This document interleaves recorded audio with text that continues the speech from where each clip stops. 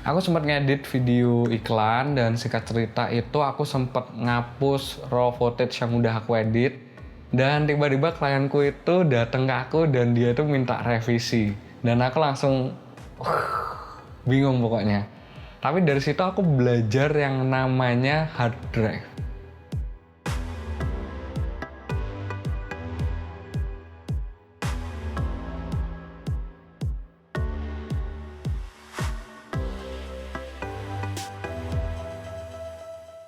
Aku sering banget pakai HDD atau hard disk drive ini buat menyimpan file-file videoku atau data. Biasanya itu aku suka karena kapasitasnya yang gede. Jadi sekitar 1-12 tera. Juga biasanya itu harganya itu murah atau oke lah kalau buat anak kos. Jadi sekitar 500-8 jutaan. Kalau buat penyimpanan data itu termasuk murah banget guys. Nah biasanya aku pakai ini itu buat nyimpen data aja. Tapi kalau buat editing itu kayak lambat gitu, kecepatannya nggak cocok. Apalagi kalau kita sekarang kan ngedit 4K, kayak lambat banget, nggak cocok deh pokoknya. Nah biasanya kalau editing aku pakai SSD. Jadi SSD ini kecepatannya itu sekitar 400-500 MB.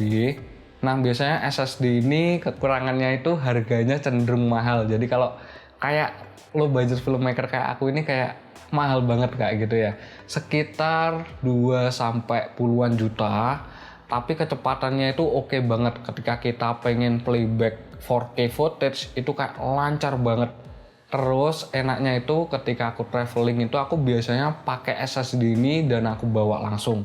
Karena SSD ini durable, kecil juga dan ringan, jadi lebih enak. Ketika ada harddisk yang penuh, aku sering banget kosonginnya pakai cloud-based storage. Jadi biasanya aku pakai ini ketika ada project yang lama-lama yang nggak pernah aku pakai lagi gitu, yang nggak pernah aku revisi. Nah biasanya itu kecepatannya cenderung dengan internet provider kita. Nah biasanya aku minus di uploadingnya karena aku pakai internet provider yang lemot banget, yang lama banget gitu menurutku. Tapi ketika kalian punya internet provider yang cepat, ini worth it banget buat kalian coba.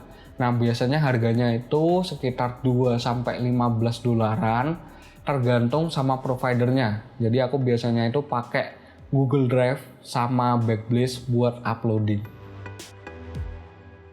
Ketika aku magang, aku pernah datang di post house dan di post house itu ada banyak ruangan editing. Tapi ketika aku lihat-lihat ruangannya, aku nemuin satu ruangan yang penuh dengan harddisk yang disebut dengan ruangan server atau NAS. Nah, biasanya itu server ini digunain oleh profesional filmmaker yang pengen ngelakuin offline dan online editing. Biasanya itu ada banyak animator-animator di sana, di ruangannya itu beda-beda juga.